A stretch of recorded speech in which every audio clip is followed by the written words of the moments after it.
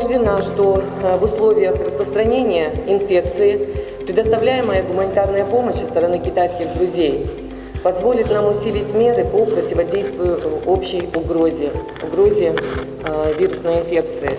Китайская Народная Республика оказывает нам очередную помощь не только в виде гуманитарной помощи, но и в виде человеческих ресурсов. По инициативе президента сейчас в Кыргызстане буквально во всех областях строятся и перепрофилируются больницы. И как раз-таки вот эта сегодня полученная гуманитарная помощь, она будет оснащением в эти новые больницы.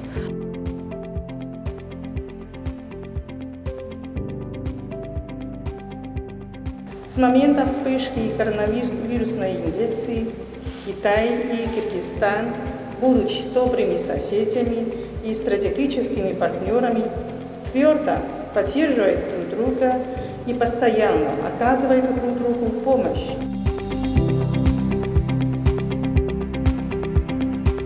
Сегодня поступило это, значит, 25 ИВЛ-аппаратов, значит, основной, и 29 ИВЛ-аппаратов для экстренных, то есть для скорой помощи, 6 портативных ИВЛ-аппаратов и 400 хирургических масок, 100 щитков и 20 ПЦР-тест на исследование.